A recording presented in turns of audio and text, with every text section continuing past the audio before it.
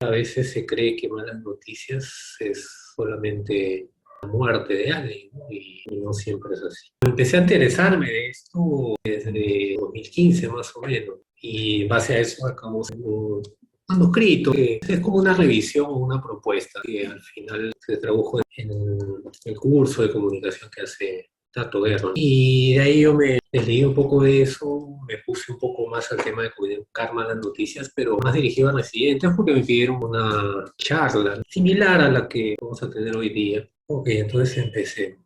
El modelo SPICE es para comunicar malas noticias. Esto es una de las preguntas que les hice.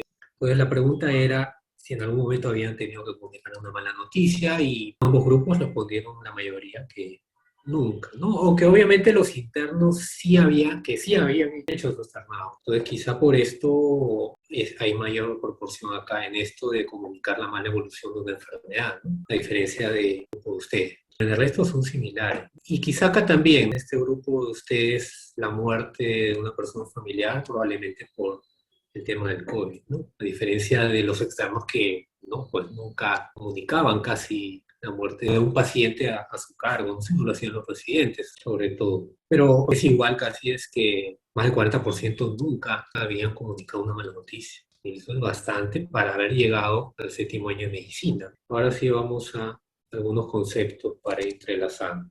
¿Qué es una mala noticia? Ojo, ¿no? Tiene que tener este concepto.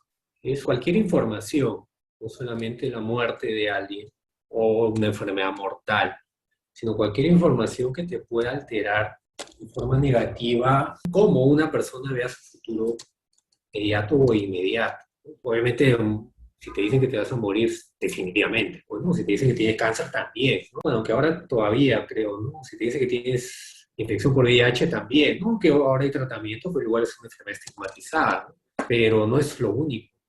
También hay otros ejemplos. Una enfermedad crónica, sobre todo si un paciente tiene un familiar que ha tenido diabetes y a ese paciente le han amputado una pierna, entonces puede decir, uy, si yo tengo diabetes me puede pasar lo mismo. También puede ser una mala noticia, ¿sabes? Decirle a una persona, oye, tienes diabetes, de frente, ¿no? Ahí tendríamos que preguntar, no solamente si tiene familiar, ¿no? Porque eso lo puedes preguntar en antecedentes, ¿no? Que si tiene diabetes o no. Pero algunos se quedan ahí nomás, ¿no? ¿Su familia tiene diabetes? Sí, punto, ¿no? Una cruz y se acabó.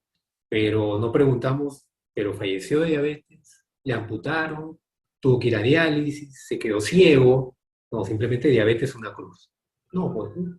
Y al final le decimos, señor, tiene diabetes, y se pone a llorar. ¿Y por qué llora? Porque su mamá falleció de un coma diabético, pues, digámoslo así, ¿no? Entonces, son muchas cosas importantes que debemos saber antes de decir cualquier diagnóstico. Obviamente cáncer, cirrosis también, es una enfermedad mortal, ojo, el EPOC avanzado, y tuberculosis también, ¿no? Aunque espero yo que ahora también con el uso de la mascarilla haya una caída de tuberculosis, no lo sabemos.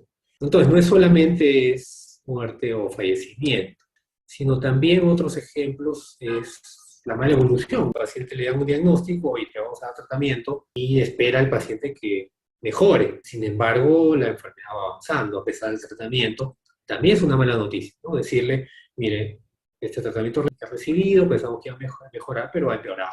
Vuelvo a tener otra vez, ¿no?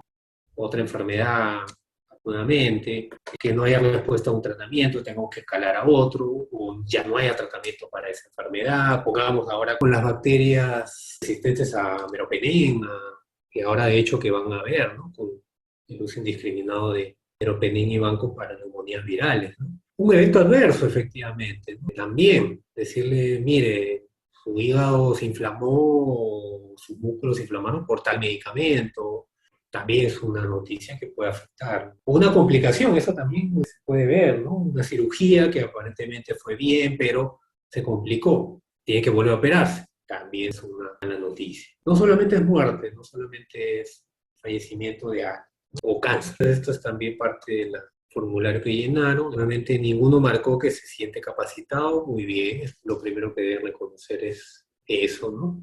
Y de ahí marcan más del 50% el temor al no saber cómo hacerlo y el temor a que sus propios sentimientos puedan darse, ¿no? Y sí, es cierto. Algo nuevo que sí a mí me pasó, ¿no? En esto de la pandemia el año pasado.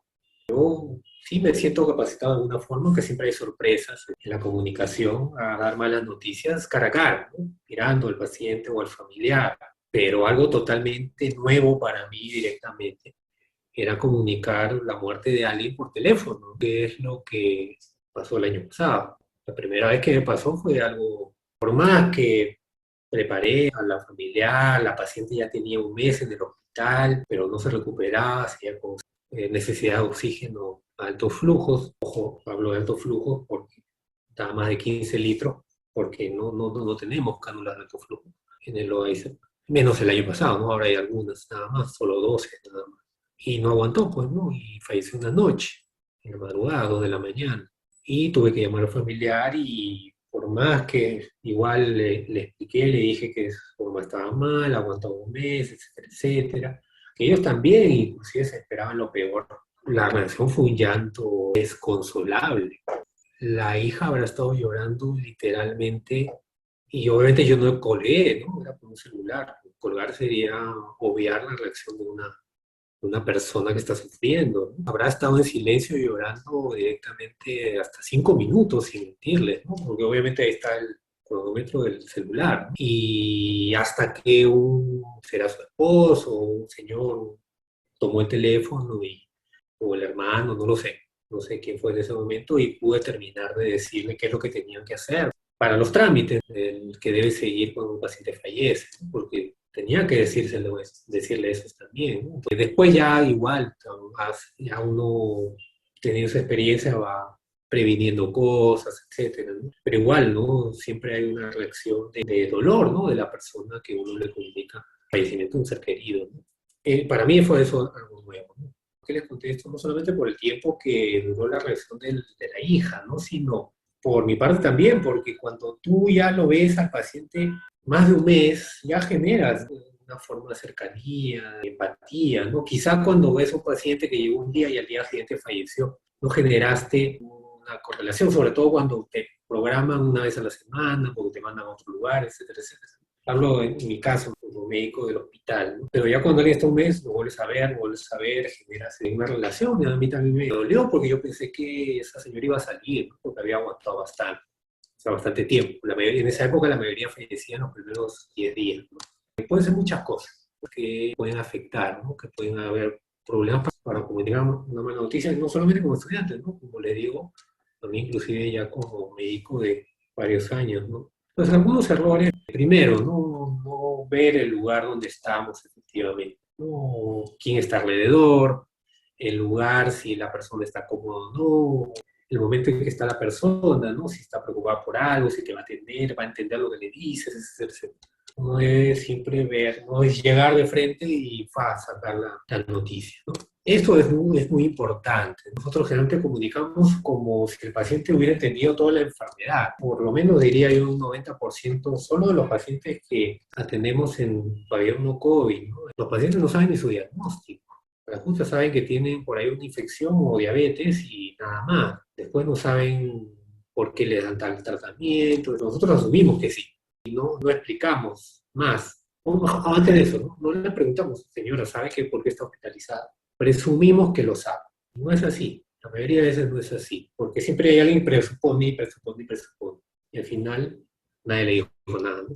Entonces, en un paciente peor todavía, ¿no? Que tiene una enfermedad grave o va a tener una enfermedad grave o le vas a comunicar que ha fallecido alguien, tiene que saber qué es lo que sabe. Por ejemplo, ¿no? Si el paciente o el familiar ya sabe que tiene cáncer, que su familia tiene cáncer, que está en las últimas, que le dio un tratamiento y falló, digamos que va a esperar, lo más probable es que va a fallecer en algún momento. Entonces, si el paciente pensaba que el tratamiento que le dieron la iba a curar y la iba a sanar, por más que el tratamiento era paliativo solamente, obviamente le vas a decir que fallece pensando tú que el paciente sabía que era un paliativo, y no era así. Pues le dices que muere, va a ser un problema, ¿no? Lo va a tomar mal, ¿no? Porque el paciente pensaba que se iba a curar o el familiar pensaba que se iba a curar, ¿no? Pues siempre deben preguntar qué es lo que sabe. La mayoría le va a decir que no sabe nada o quizás esté bloqueada en ese momento. Pues tiene que comenzar de cero. Decirle, señora, mire, su paciente se hospitalizó por esto, tiene esto, se le diagnosticó esto, le dimos este tratamiento pero no funcionó, le dimos este otro, pero igual la enfermedad sigue avanzando. lamentablemente hizo un paro respiratorio y no se pudo hacer mayor cosa y falleció. Entonces, obviamente yo lo he dicho en 20 segundos, pero no tiene que decir en 20 segundos, sino le estoy dando un ejemplo. Entre cada parte tiene que haber, también debe haber pausa, ¿no? Para saber que el paciente está entendiendo lo que le estoy diciendo. Esto es otra cosa también importante, ¿no? Yo debo decirle al paciente, si quiere saber su diagnóstico, ¿no? Hay algunos que no quieren, ¿no? No, señora, dígaleselo a mi hija, dígaleselo a mi familiar, yo prefiero no saber.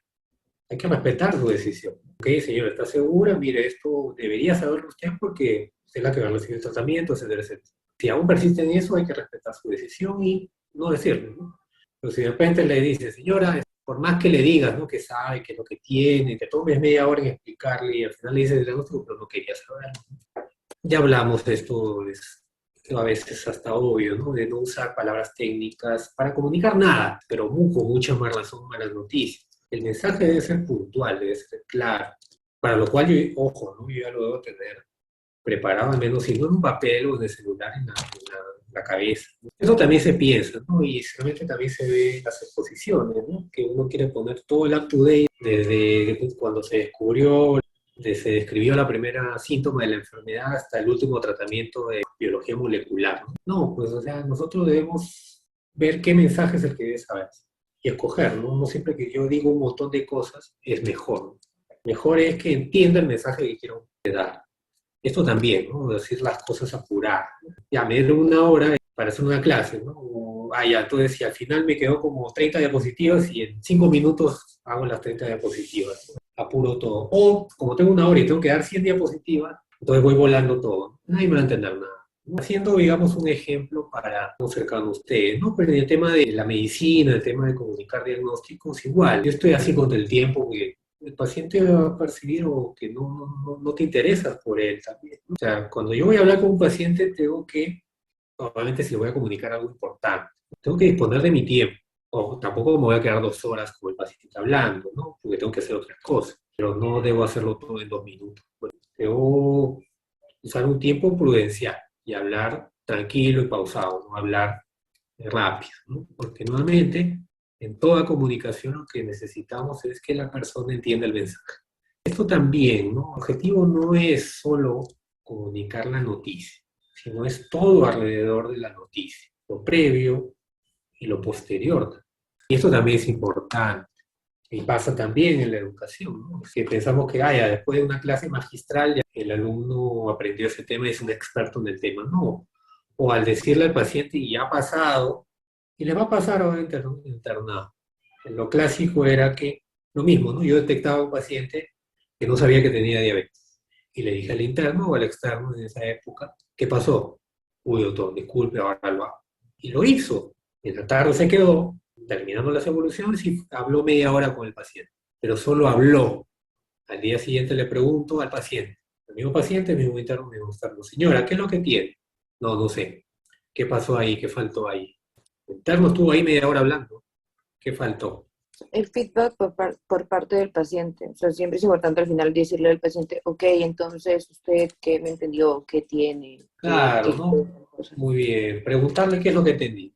Tampoco, como les digo, es hablar media hora, es toda una charla de diabetes al paciente. No, no, o sea, es mensajes puntuales. ¿Qué es la diabetes? ¿Qué complicaciones tiene? ¿Y qué es lo que tiene que hacer para evitar esas complicaciones? Ya después, cuando entendió ese mensaje inicial, y si el paciente se va a seguir quedando, puedo seguirle enseñando otras cosas o educándole otras cosas.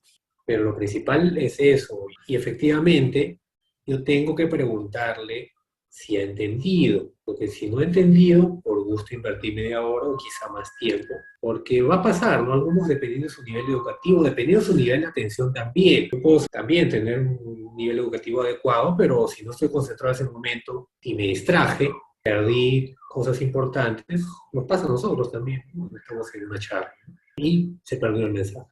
Entonces, si yo quiero que el paciente sepa, tengo que efectivamente preguntarle qué es lo que entendí. Y si no entendió, tengo que repetirlo. Entonces, eso es muy importante para cualquier nuevamente comunicación, no solamente para comunicar malas noticias. Entonces, ahora sí vamos a detallar el tema de el spikes. Les pregunté, esto sí solamente esa pregunta solo se las hice a ustedes, Y mire, me llama la atención que nunca habían aplicado, o inclusive no lo conocían, 50% de los que respondieron. Algunos por ahí que se acuerda un poco, uno sí lo comunicó para una enfermedad crónica, otro para una muerte de alguien, y otro en la práctica nada más de la universidad, después no. Las cosas se adquieren practicando. Igual, ¿no? También me causó mucha sorpresa, por decirlo así, ¿no? El año pasado, ¿no? Justo cuando decretan la cuarentena, nosotros pedíamos, bueno, ustedes creo que sí, sí hicieron el curso de Clínica Médica 2, que le pedíamos una historia o tres historias clínicas, y justo cuando iban a hacer la historia, nadie la había hecho para variar, y la hicieron en esa semana que tenían que presentarlo. Lo entregaron el viernes, perdón, el sábado, y el día siguiente se decretó el cierre, ¿no? Habían tenido ya un mes y medio casi de estar con pacientes y recién quisieron hacer un historia de un paciente en ese momento y después nos dicen, doctor, que pues, cómo vamos a aprender clínicas sin ver pacientes. Has tenido ahí un mes y medio para ver a los pacientes, hablar con ellos, hacer la historia, ahora me vienes a reclamar que no atienden pacientes, ¿no? Y yo lo veía de arriba, leyendo en la biblioteca, o esperando al médico de su práctica, una discordancia siempre. Entonces, a mí me sorprende, ¿no? De que el interno venga y hay dos ingresos, no, pues yo ya hice la historia, ¿no? Que te toca a ti, ¿no? Que hablo de antes, ¿no? Que le tocaba el ingreso al otro. Entonces, ¿cómo quiero yo aprender si no hago historia? Obviamente me toma tiempo. Que me tengo que quedar más tarde, me tengo que quedar más tarde. Es lo que cuesta el aprendizaje. Ahora peor, ¿no? Desde la pandemia, aunque de cierta forma sí creo que era justo, al menos para no exponernos mucho al COVID, los médicos respetar las 150 horas. Pero cuando éramos residentes nosotros, íbamos todos los días, los 365 días del año, al hospital, ni domingos.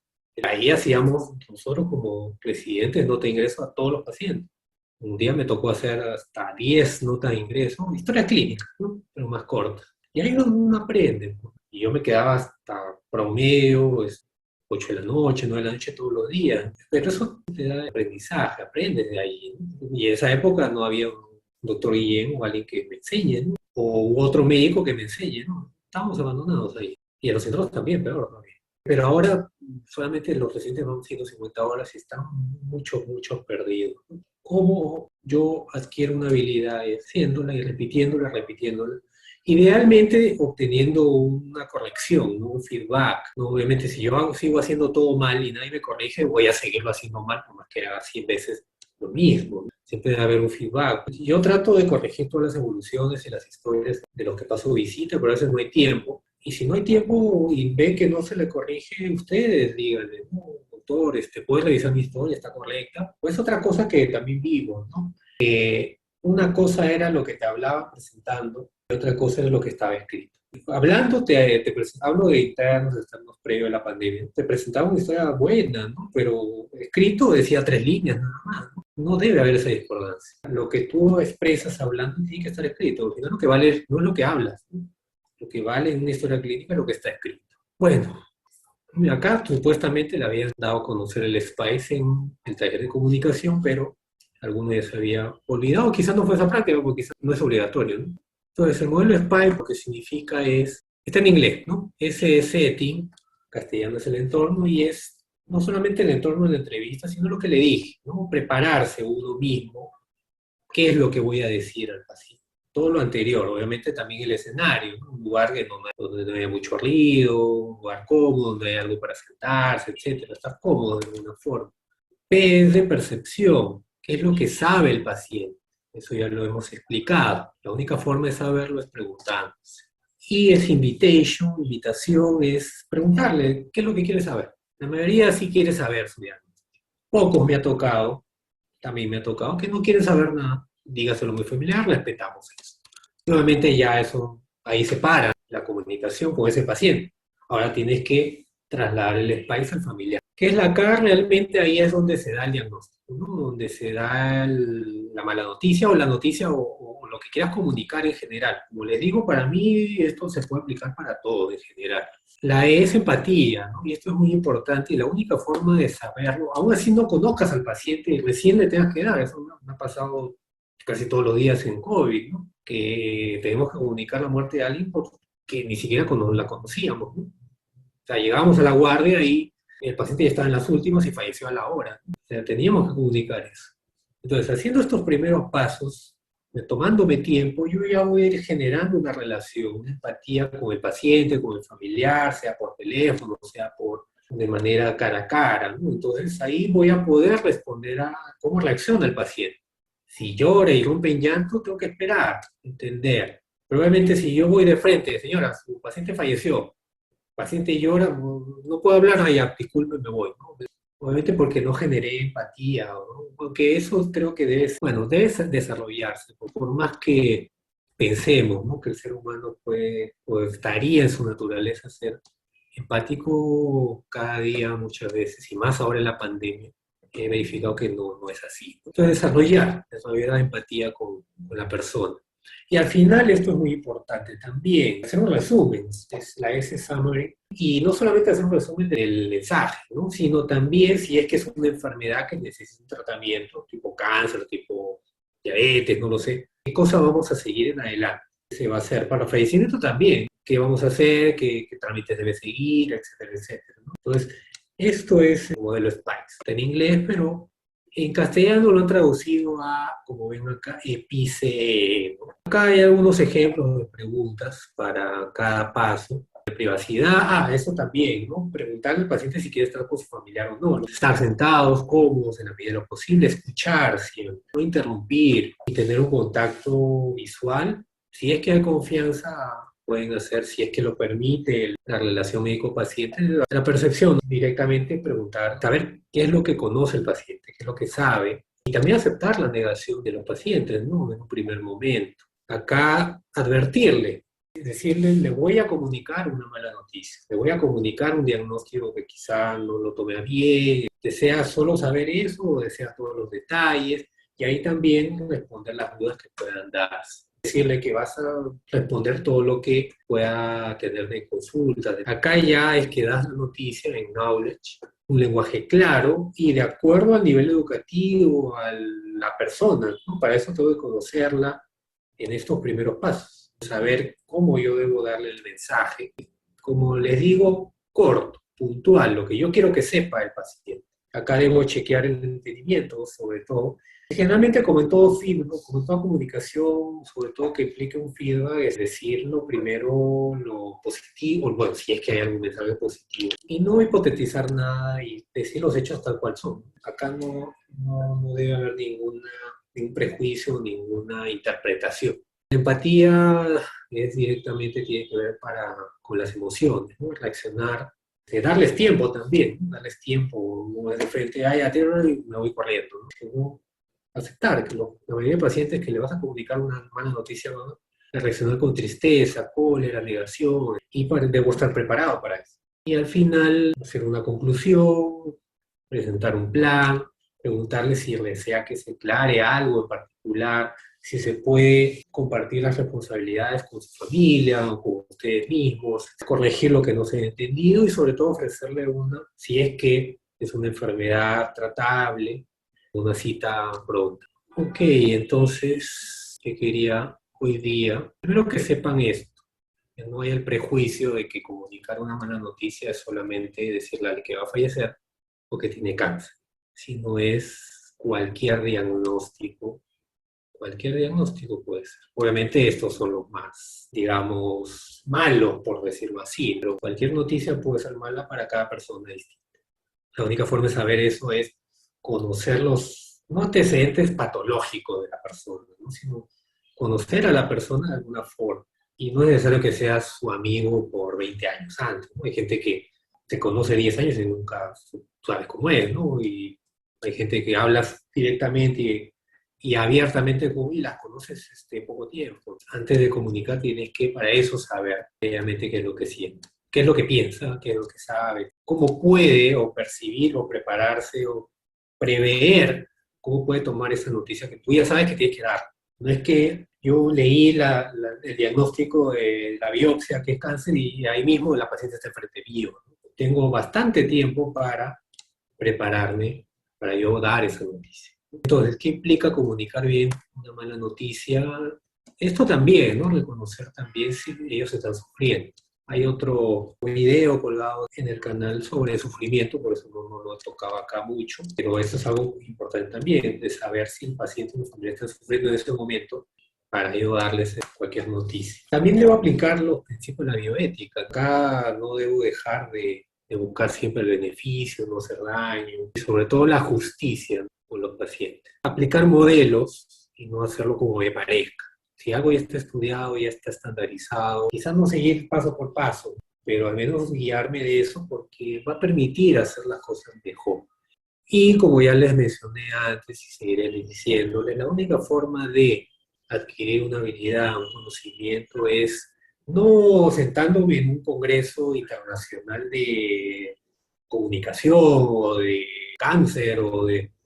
No, o sea, si no está leyendo y aplicando y obteniendo feedback si se puede, si es que todavía están en un nivel de aprendizaje, ¿no? Si tienen a un residente, si tienen un asistente, que les pueda dar un feedback adecuado también, ¿no? Porque si esa persona que es mi asistente veo que maltrata al paciente o ni siquiera les habla o ni siquiera los mira, sí, pues, qué le voy a pedir? Pues, pero si puedo encontrar a otra persona, otro asistente o otro modelo que me pueda ayudar en eso, lo busco, ¿no? Y le pregunto y le pido que me ayude. Y si no tengo a nadie, porque también les puede pasar, bueno, tienen internet, busquen videos en YouTube también de ejemplos similares, apliquen lo que han leído antes, lo que van a leer en adelante de acuerdo a esta charla, o simplemente lo que hemos hablado acá también.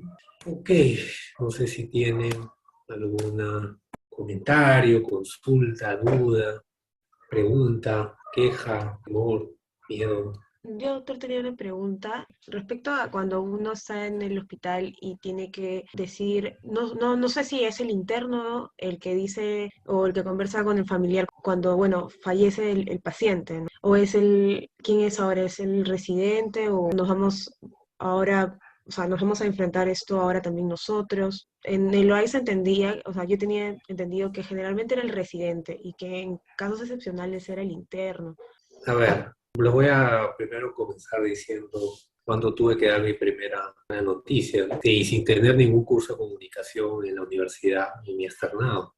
Era creo que el primer sábado, no sé, era un sábado, no me acuerdo si mi primer día de externado en el OAISA, año 98. Me acuerdo claro todo porque te marca pues eso, ¿no?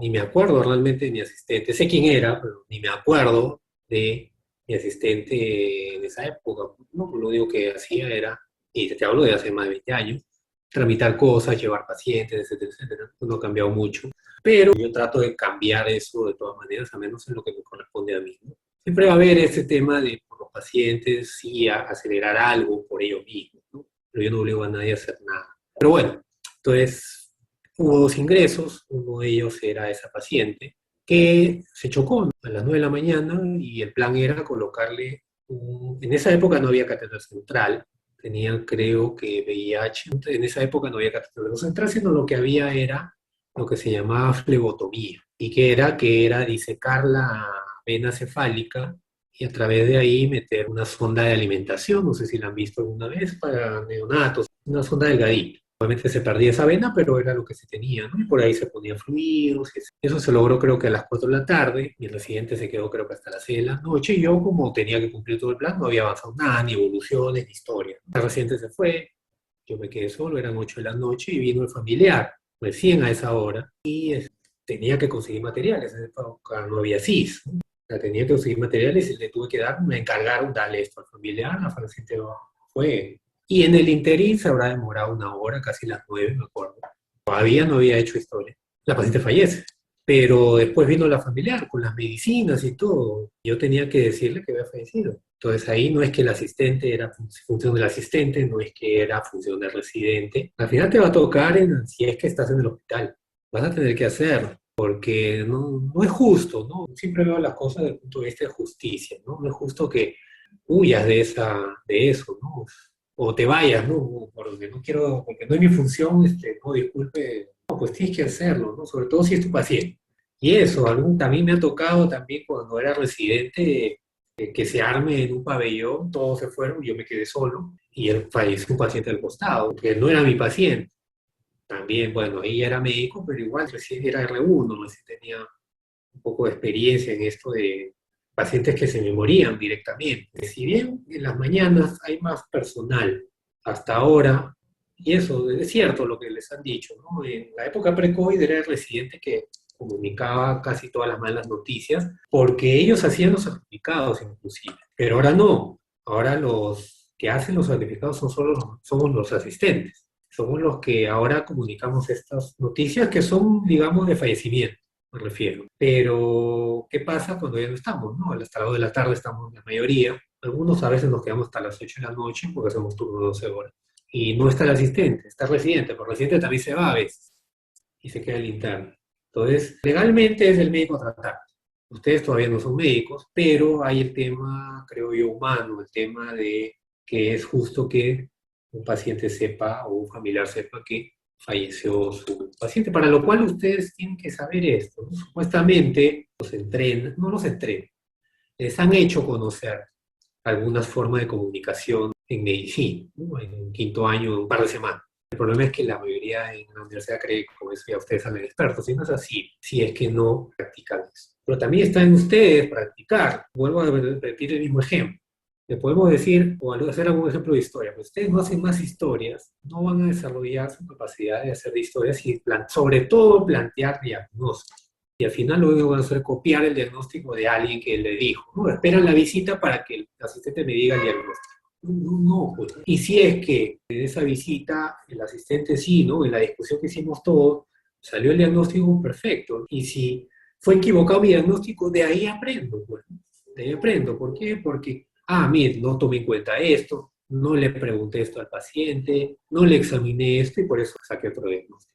Entonces, volviendo al tema de comunicación con las noticias, les sugiero que le pierdan el miedo. E inclusive yo les diría, le pidan a sus residentes, a sus asistentes estar al costado, para que ustedes lo hagan o inclusive complementen, porque les aseguro que ninguno de los residentes sabe esto de Spikes. Quizá los R3 por ahí sí, ahí ustedes pueden complementar. O inclusive reunirse antes con el residente, mira, me parece que debemos ir así, yo he leído esto, o hay esta técnica, ese la conocen, no la conocen, vámonos.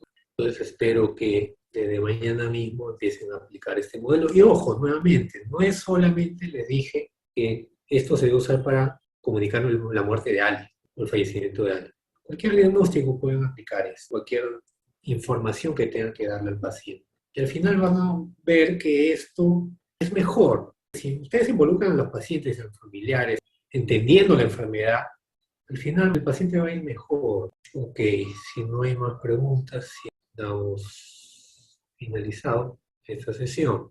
Ok, entonces fue un gusto poderlo saber. Gracias, doctor. Muchas gracias, doctor. Gracias, doctor. Ok, Gracias. chao. Gracias. Muchas gracias, doctor. Hasta luego, buenas noches. Chao, buenas noches, cuídense.